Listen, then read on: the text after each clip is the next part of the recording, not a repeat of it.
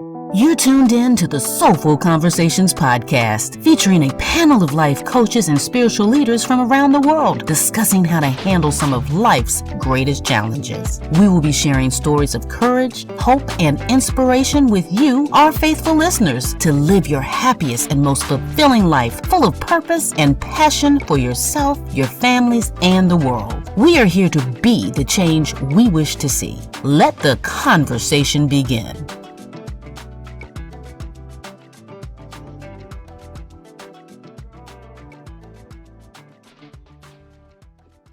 Hello, everyone. Welcome to another episode of the Soulful Conversations. I am so excited today to be having a conversation about overcoming adversity. I will tell you, trying to get this show today on was a little bit of adversity, but we overcame it. So I'm going to allow everybody to introduce themselves. I'm going to start with Portia, and then we'll introduce ourselves, and then we'll start the conversation.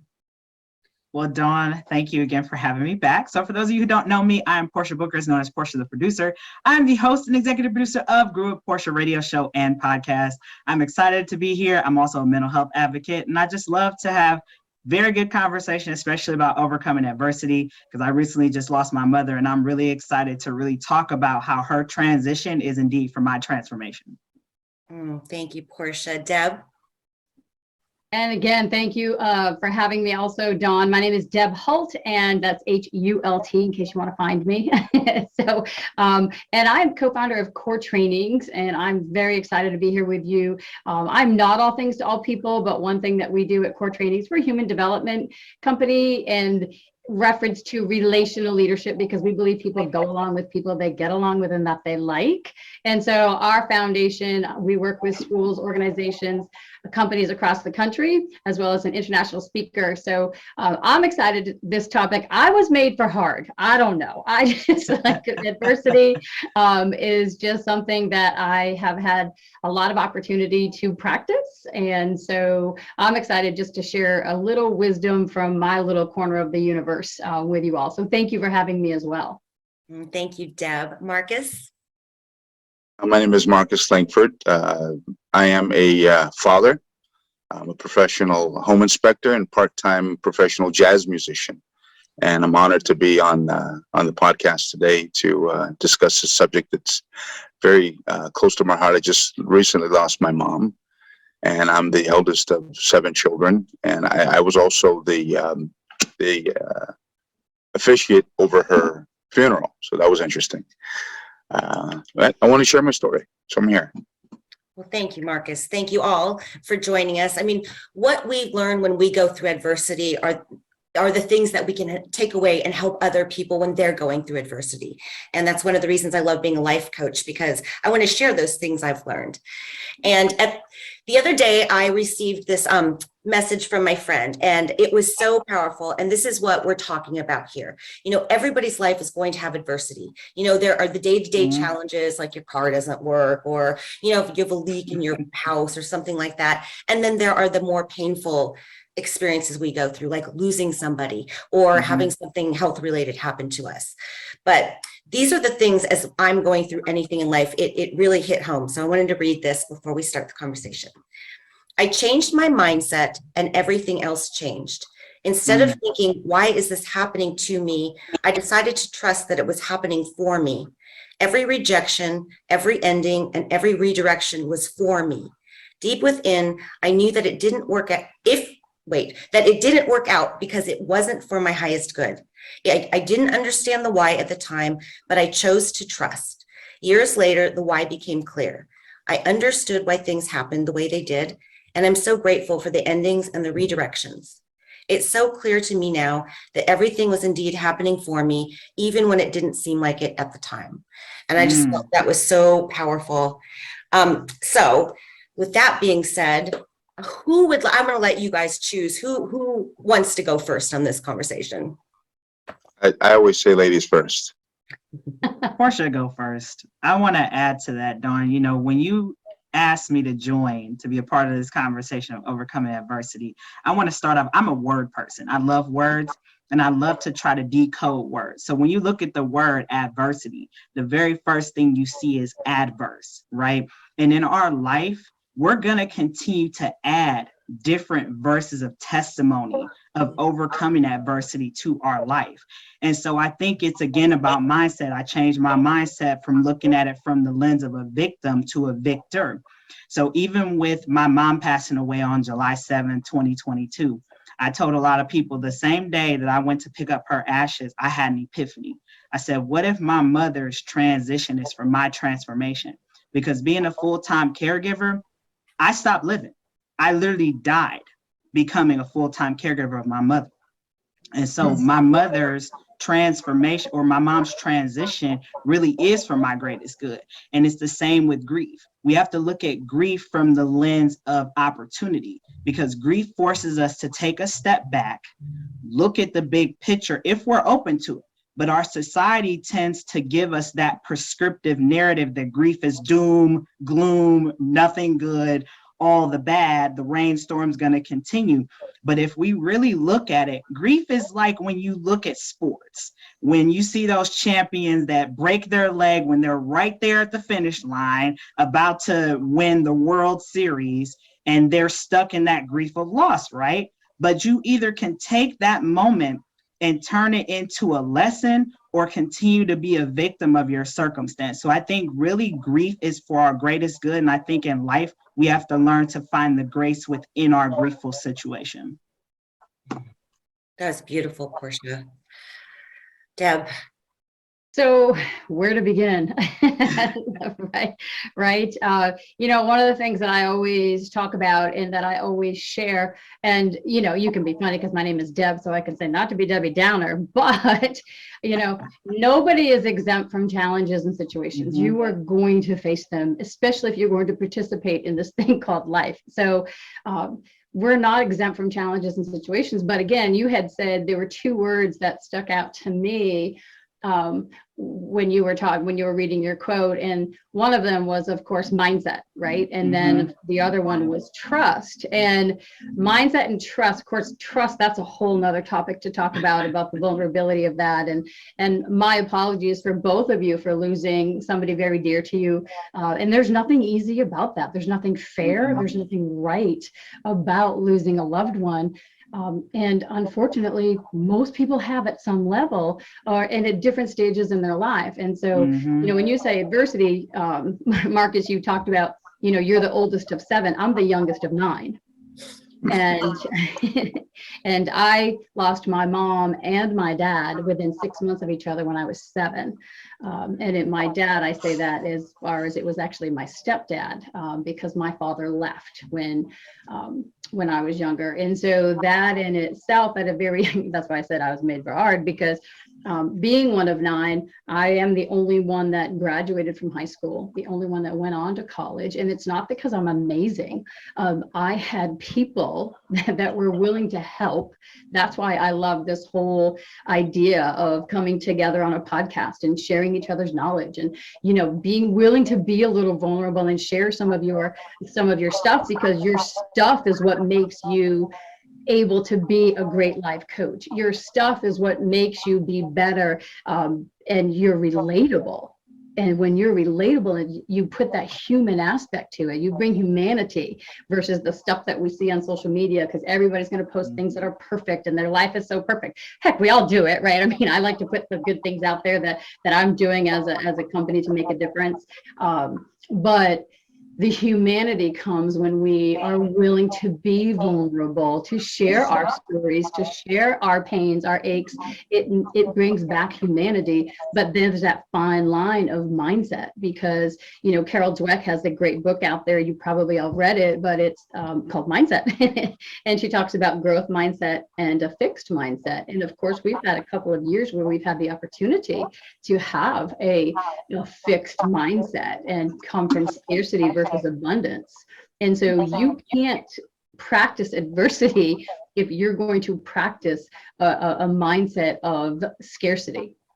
And I can't, I won't, I'm not, because most of us spend more time, if we threw some truth serum on everybody, most people spend more time thinking about what they can't do, what they don't have, and what they're not good at, versus what you were talking about, Portia, what I do have, what I can do, what I get to do. And so that, again, it's a mindset, but that takes practice like anything, right? From the pandemic, we all probably got a good habit, maybe got better at something because of our investment of time. And it's that same, changing that mindset to an I can. It takes time. It takes time, but the struggles are real and you don't want to take that away but sometimes we think we're the only ones and we're not. And that's why it's important to reach out and have these conversations and have your support network where you do know when you are having one of those moments, there's a place that you can go. And it's that fine line, right, Portia? You talked about that victim mentality. It's a fine line because you do need to grieve. You do get mad, like I've got a punching bag in my garage. I'm a kickbox instructor. So it's like, I want to, you go and you let it out, and we all grieve differently. And some of us, we might grieve a week later. And it's important that you do that. But the challenge is if you're not connected to a community, if you're not reaching out and being part of something bigger than yourself, which is a basic need that we all have, then you're going to wallow in your victim. And then we're enabling you if we allow you to stay there. And the Lord knows we don't need anybody enabled this. We need to move on. Let's go kinder, nicer. Yes. Marcus, I know you've got a lot to add. Deb, she mentioned a word that I love. And since Portia loves words, willing. And we have to really think about what is it that we're willing to do? What are we willing to let go of? How willing are we to go forward? How willing are we to not look back? So our will to do things or to not do things is very powerful in our lives. For me, I overcame a lot of adversity. I grew up in a bad neighborhood in the height of the 80s, and drug trafficking was rampant in my neighborhood, gangs. And a few years ago, I went to therapy, and my therapist, she said, Marcus, how did you not end up a criminal? How did you not end up in jail? How did you end up not being violent? How did you end up not having babies, mamas all over the place? I mean, given the statistics where you grew up and the environment that you were in, how did you become this person? And it was a decision. It was my willingness to let those things go and let other people engage in those things because I wanted more for my life. As I saw it going forward, I saw where that destruction leads you. Wasn't interested in it at all, and not even a little bit. So our power is within us. How willing are we to be successful in life at whatever it is that we want to do? I love that. I want to add to both first, Marcus, what you just said, willing. That's the thing with grief. You have to be willing to, one, accept what has happened. Exactly. Two, willing to look at it from the lens of opportunity. Three, you have to be willing to put in the work because grief is work. It's a process. I mean, Deb, you said it best. You're going to have anger. You're going to have resentment. My therapist, shout out to my therapist.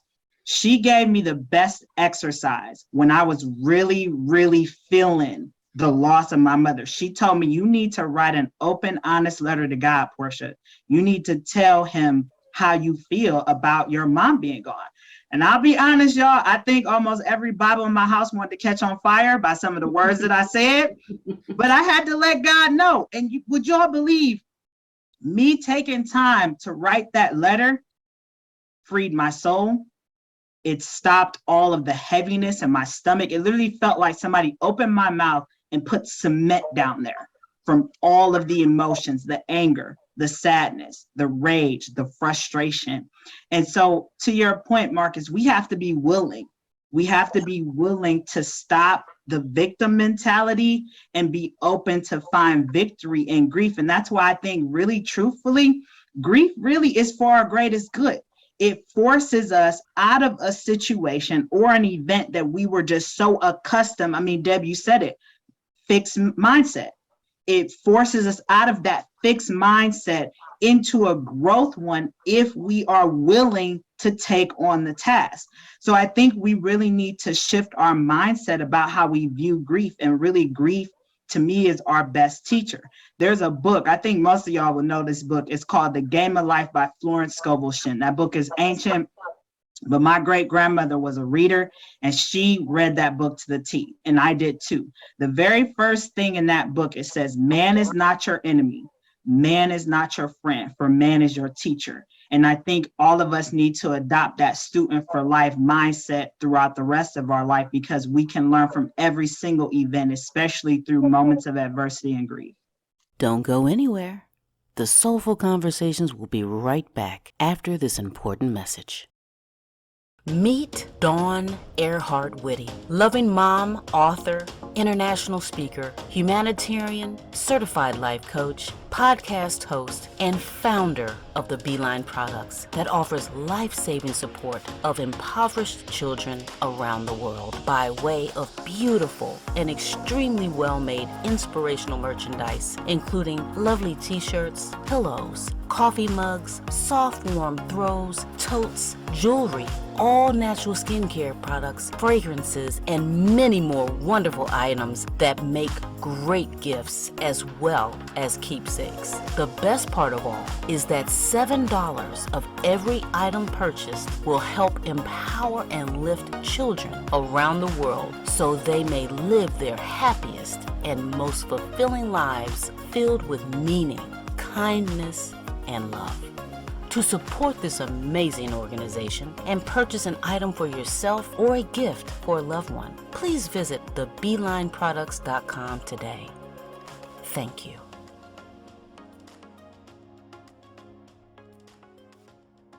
There's a book, I think most of y'all will know this book. It's called The Game of Life by Florence Scovel Shinn. That book is ancient, but my great grandmother was a reader and she read that book to the T, and I did too. The very first thing in that book, it says, man is not your enemy.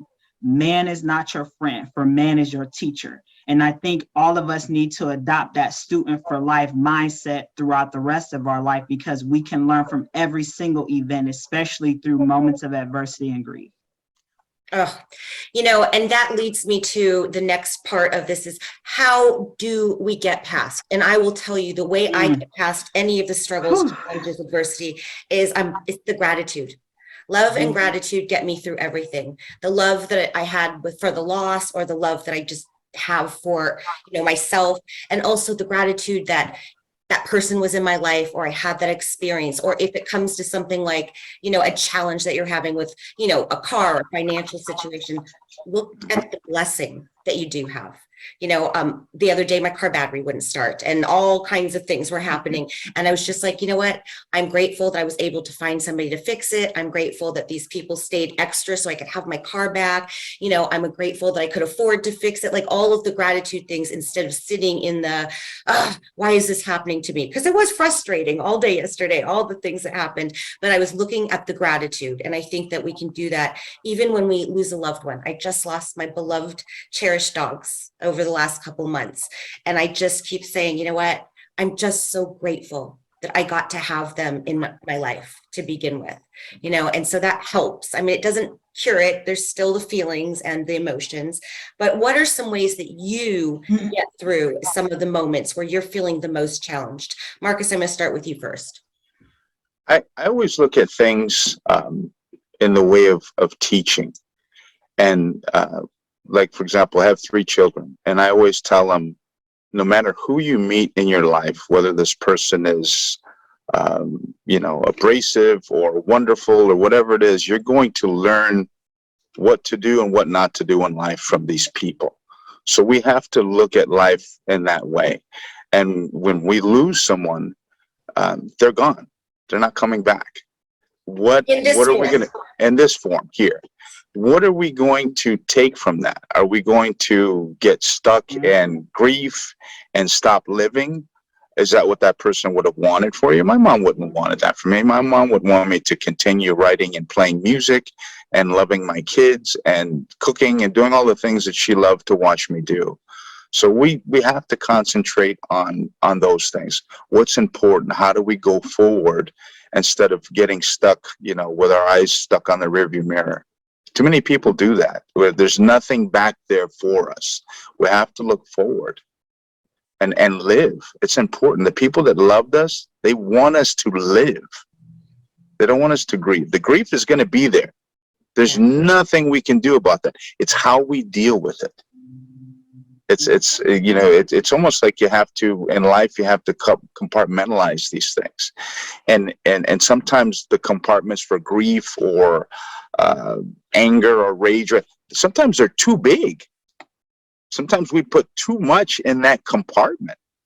You need to learn how to, shrink it. Be grateful for the other wonderful things that are happening around us and that we can contribute to society.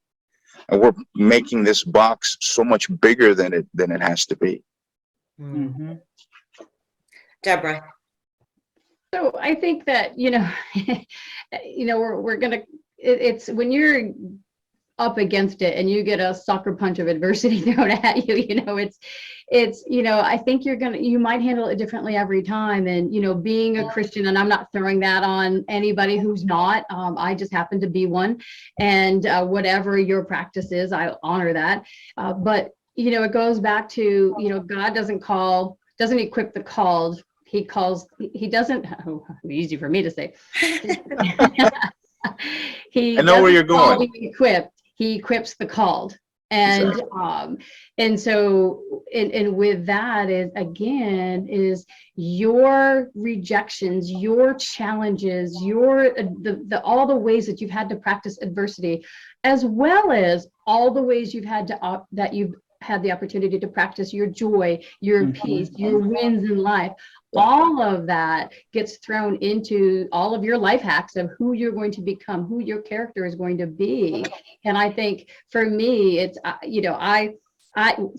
God has blessed me with a positive mindset. I'm positive. Positive is just, it's my go-to, it's my superpower, but not always, because I was very angry, but I had to let go. And that's when I had to let go and realize, okay, what do you have, Deb, right? What you did lose your mom. People lose their mom. Well, you did lose your dad. I've lost 4 siblings, some because of very poor decision makings that started at a really early age, like you have grown up, Marcus, the things that you have seen, all of that equips you to why you're going to be so awesome for other people, why you're going to fight and move forward, and why people are going to relate. And then you give people hope.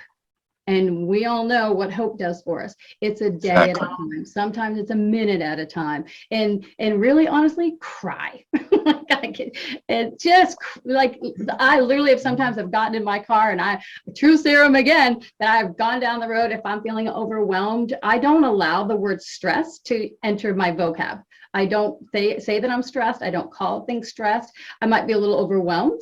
I might be a little underwhelmed, but there are times that I might just go outside and just get in my car and just yell, just like, rah!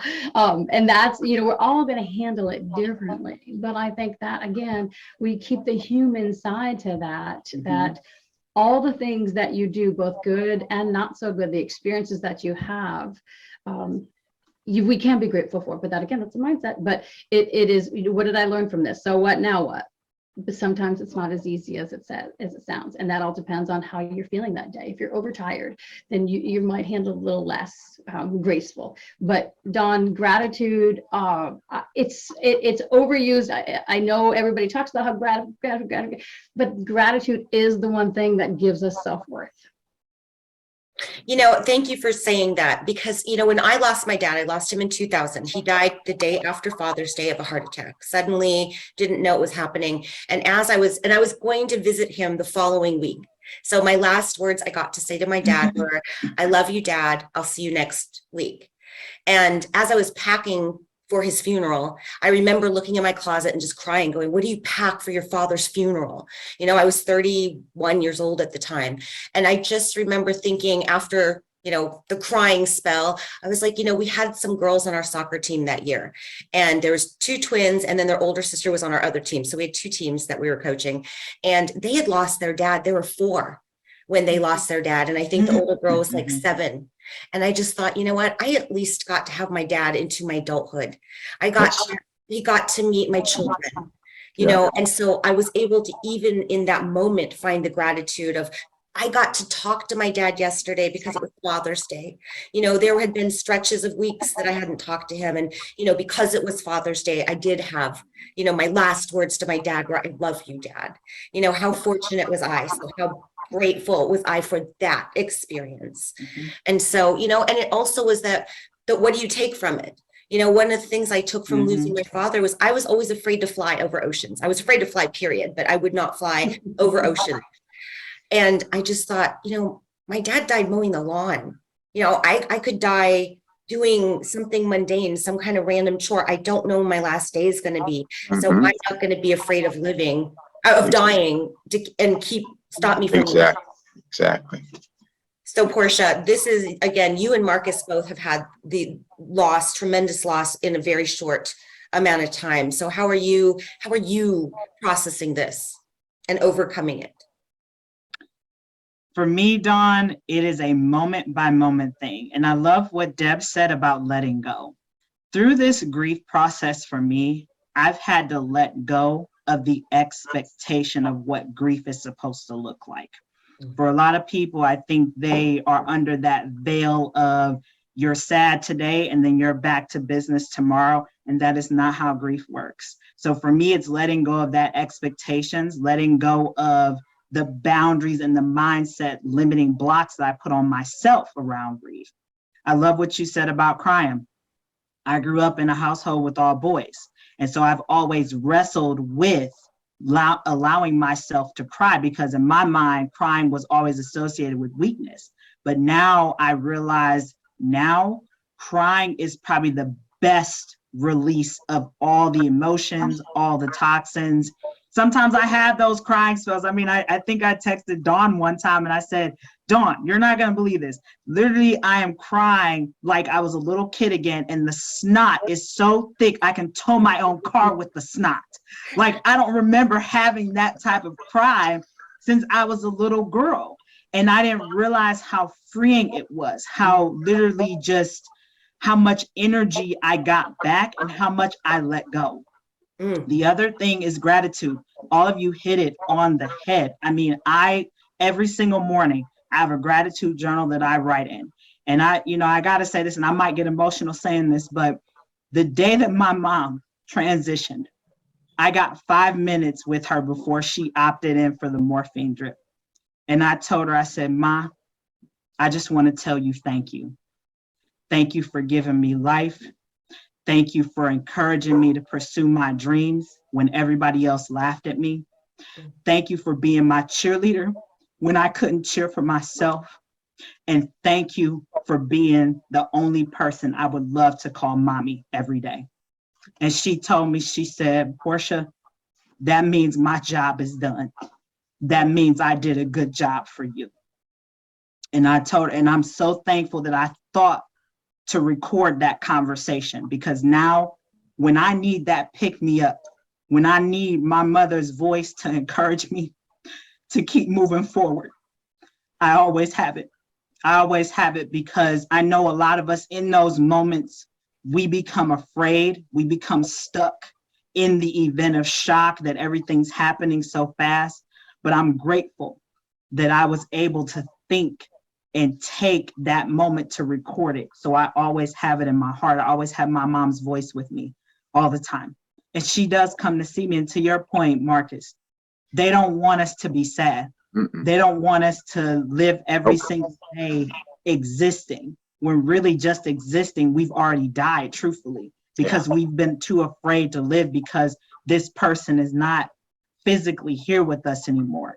And so for me, this grief process is probably the best thing that could have happened to me, because I've been forced out of my comfort zone. I've taken risks that I've always wanted to take. Like Dawn, you said you were afraid to fly. I was afraid to put my work out there into the world, knowing my talent, knowing my gift. And for the first time, I submitted my first short story for publication. I'm working on 2 books as a result of my mother's transition. So for me, truthfully, grief was the best thing that could have happened to me. And that's why I'm so on being a student for life and really adopting that growth mindset So that way I don't ever become complacent, and I can use my test as a testimony to stop somebody else's dreams, goals, and aspirations from making the graveyard richer. Wow, Portia. And sometimes too, it's so like I'll go back and, and the human side of you too can, based on your own situation of what you're going through. And then when somebody else is facing adversity, sometimes we think, well, that's nothing compared to what I'm going through. Like it's easy for us to have a pity party, and I was that girl as a young girl. I remember times where for me, I was afraid to love because my mom, when I was 7 years old, and boom, just like that, my mom passed of a blood clot that went to her heart. She was 36 years old. There's nothing right about that. And then 6 months later, my stepfather, who to us was my dad, boom, just like that, was killed in an accident at 37 years old. And then I can remember being angry and living in foster homes and being a runaway and being so angry that you have no idea what it's like. You don't know what my world is like. The focus was so wrong. But that's why I'm so passionate about working with teenagers across the country. But because all of that God used for the good. He put me there to get mad about it because that's my temperament. Like, I'm going to conquer this. And then I had to apologize of my thoughts towards other people, but I didn't do that alone. And that's the part that Marcus, you talked about. Are you willing to, though? Are you willing? And that's where the community, other folks, and I say community loosely. I'm like, my community is Dawn, you're in California, I'm over here on the East Coast, right? And so those folks that come into your lives, that continue to, those 30-second moments, and I always talk about the 30-second moments. People come in and out of your life all the time. Some are for seasons, some are for weeks, some for a day, some is for a moment of 30 seconds just to smile at you. And those are things, that whole gratitude piece, that I had to stop having a pity party for myself. Deb, people have it worse off too. And I think that's the challenge, that as we go forward right now, after, coming out of the pandemic and people moving forward, and that whole mindset, and where the state that we're in today, the lack of tolerance and all of that, is we're so self-focused. We're so focused on self. And there's that fine line, right, when we're dealing with adversity, because sometimes it's just a little hangnail, you're going to be okay. But if we push, and hopefully I don't offend anybody by saying this, but if we push too much into, I know, self-love, self-care, I'm a fan, it's important, go work out, go take a walk, get in your comfort zone and chill. You have goals, dreams, aspirations, things you want to be, do, and have. Take the time to sit in that comfort zone, but also to have courage to step out of it and realize that it's not all roses, and we're enabling you to not have to have a little adversity and not have a little discomfort of what social media. So that self-love, I get it, but it also can very easily teach us to be very selfish, because it's all about me, and it's not all about me. And I say that figuratively, that lesson. Yes, I just did a speech yesterday, and I was talking about how, adversity is the thing that causes us to grow, and what we take away from it. So, Marcus, I do want to get to you, but Deb, I do want to ask you something. Was there a pivotal moment in your life where you were going through something and something happened that made you have an aha moment where you're like, I don't want to keep having the pity party anymore? Like, what was it that changed that view to this view? That's a great question. And I was fortunate that I had a brother who was 6 years older, who I also lost when I was 14. He was 19. But up until that point, he was the one who looked out for me. So he made me feel valued, because he spent time and he gave me that tough love. And he would say, Deb, what are you going to do? Are you going to have a pity party for yourself, or are you going to do something about it? I'm like, I'm going to be a lawyer and lock up mean people. Okay, let's go. And so it was that constant reminder that's why I'm a huge fan of mentoring, life coaches, all of those things, is because they from the outside can look in and just push your buttons a little bit so that you don't have that victim mentality. You don't settle in there. And so I would say, for me, my brother at the time, of being a very young age, and I do remember a point, this is a God seed. There's a great book out there called Dream Seeds.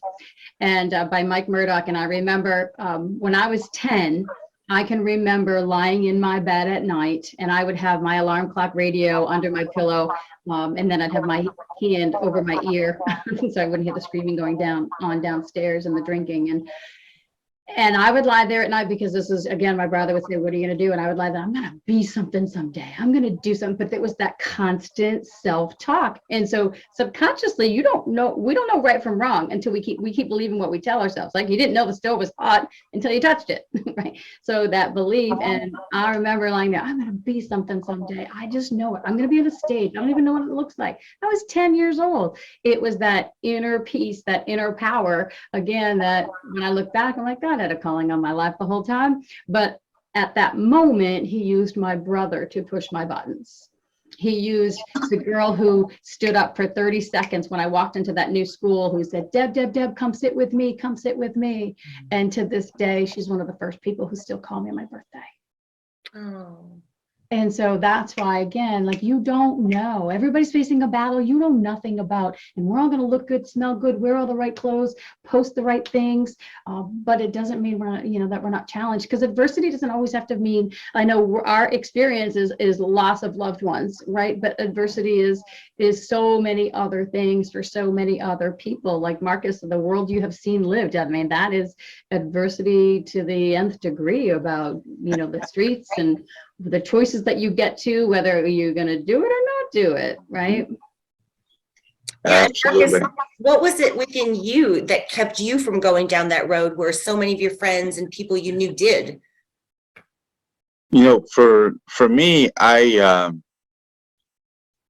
saw the path they were on and where it ended up, and I really concentrated on not so much just what I wanted, but what I didn't want. And what I didn't want was to end up like these guys, in jail, on drugs, in broken relationships. And most of the time, statistically, it probably comes from broken homes, one-parent homes, which we saw a lot in our neighborhood. But for me, my parents, although they divorced when I was very young, they were both on me about school and athletics and just doing things the right way. So I just stayed focused on that. And it was interesting to watch as I got older, how many of my friends just strayed from that path and they went their own way. And I chose a different path. But I also think it's important for us not to feel guilty about living and about going forward. People, they say, oh, my mom's gone, my dad's gone, and I'm here at a party enjoying myself, or I'm, out having a picnic. I shouldn't be doing this. You absolutely should be doing that. One of the greatest gifts that my mom gave to me was music. At a very early age, my mom was always constantly listening to music as she was cleaning up or whatever she was doing in the house. And when I got involved in music, my mom said, do that. She would bring me, my mom worked for the post office. She would bring home, it's probably illegally, she'd bring home these magazines that were returned to sender that were music magazines. And she did the same thing for my brother, who's now a computer architect and has his own company. I have my own company. And all of this was as a result of my mom just indulging what we wanted and always telling me, she said, live. Don't worry about what's happening with other people. Don't feel guilty about it. Just live and do you. And everything will be fine from that. We cannot feel guilty about them not being here. I mean, I'm a parent. When I transition, I don't want gloom and doom, and I don't want that.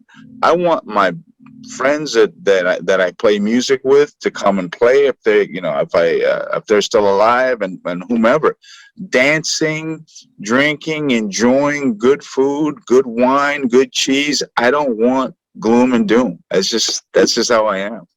And I think life is a celebration, and we need to engage in that. Because you made a great point there too, Marcus, where you talked about obviously music was your thing, that was your passion, and so you had something to put that energy into, something to be grateful for. And that's a huge thing for folks, is to get up and participate, do something, and find. For me, it was athletics. Like, that's what kept me safe. What kept me safe was on the field, on the court, in the pool. Mine was athletics, and so I'm super passionate about just getting involved. Was I a D1 athlete? No. Would I have liked to have been? Sure, because I like sports. But the idea that was my passion, and I'm sure Portia, Dawn, you have your thing, and you take that passion and you put it into a purpose, right? And so that's awesome. But you've got to get out there. And that's how and there we go with the mindset again. We can sit there in the sadness, and it is sadness. Loss is sadness. That means we loved, and I think the more you love, the sadder it is. But we have to feel that and not feel guilty. When I lost my dogs, I was on the phone with Portia and I was crying. I was ugly crying too. Like, and I'm like, oh, I'm sorry. With your family. Don't apologize. Like, why do we feel like we need to apologize when we're going through something hard and we're having a very human reaction to it? Yeah. Life is a contact sport. Get involved. And we're not getting out alive. I mean, I think that's the other thing that we have to remember. So, what are we going to do? And when Portia was telling me, talking to me about her mom, I was telling her, look, Portia, I have 2 daughters. My daughters are a little bit older than Portia. I said, when I go, which I know I'm going to one day, I don't want my daughters to be broken. I want them to go have happy, beautiful, bold lives. I want them to, enjoy their lives. I want them to, go out and do and not be broken because they lost their mom. Because I'm always going to be there with them, just not in the way that, they're used to me being there with them. 100%, Dawn. And, to the question that you asked everybody, like, how do they kind of like find that balance, right? Even for me, when my mom passed, I could have been like Ivan the Terrible and, caused havoc, wreaked havoc, like what you see in Disney movies. I could have been that person. Yeah. And then everybody else who I encountered who would tell me, oh, it's such a great loss about your mom. I'm so sorry. You're going to be hurting. You're going to be in pain. I'm like, hold up. Hold the front door wide open. Don't put that on me. We're not about to go down this pity party like what we've been talking about. We have to be willing, again, to change the narrative and channel our energy into something else. Be a participant in life when something is taken away from us. Absolutely. And so for me, my show grew with Portia. I was going to put my show on hold. I think I talked to Dawn about it. I was like, man, I don't know if I can really host the show right now with how I'm feeling. But then the idea came. What if there's more people still grief-stricken 5, 10, 15, 20, 40 years later, and they need somebody's interruption to help them to start living again? So I did a whole series on my show, literally 2 weeks after my mom passed away. I did the series as I was in my healing journey. Still am. I'm still in the healing element. But the questions that I asked a lot of the guests who came on, they gave their testimony and also how they use that grief as their leverage to step into their purpose that they're in today. So again, I think grief is really a good thing in our life. I really do think that. But to Deb's point, God equips his toughest warriors with the hardest assignments. But that's because God knew that I could do tough things. I can hard. I can be in that arena. But it took him to take my mom away for me to really step in to that element, into that calling 100%. Because my mom, her being sick, I would have been her caregiver forever. Oh yeah, Ma. I make a little joke like, oh yeah, Ma would have had like an IV of caffeine going through your whole system to keep you alive 24/7. But I know that that's not what she would have wanted. My mom would want to be her jovial self. not sick, stricken with oxygen, not going back and forth to the hospital, being admitted. No, it's kind of like what Tina Turner said. If I can't give y'all the real Tina Turner, I'm not giving you Tina Turner at all by performing. Mm-hmm. It's the same way my mom was. Mm-hmm. And I'm going to keep her legacy going. And that's the other thing too. When somebody takes their new assignment, is what I like to consider it, it is up to us to keep what they started going. My mom was love. And Marcus, kind of like you, when my mom made her transition, we didn't do a funeral. We did a balloon release for my mom because I wanted all our family and friends to feel the same inspiration and uplift like my mom was present, and she was that day. It was supposed to rain all that day when we did the balloon release at the lake. We released the balloons on July 16th at 1:16. My mom's birthday is January 16th. And right when we released those balloons at 1:16, the sun came out. And I knew then my mom was present with us. So again, being open, learning to see the silver lining in any dark moment, because there is a light.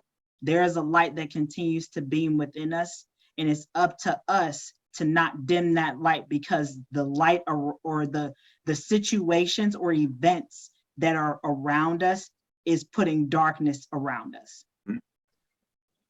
Well, I know we've talked a lot about grief and loss today, but any adversity that we go through in our lives teaches us something. It teaches us some kind of lesson. Deb, as you were saying, you have a strong drive to help teenagers because you, as a teenager, went through what you went through.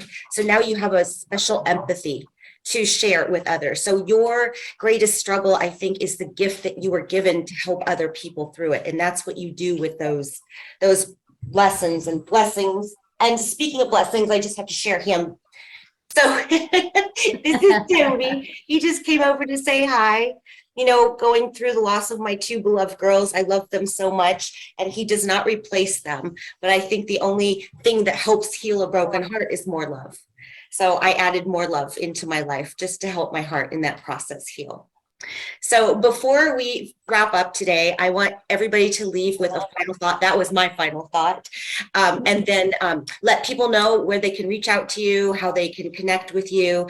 And I just want to thank you all for an amazing conversation. I thank you for being in my life. And thank you for sharing what you've shared today, because I know somebody needs to hear what you have had to say.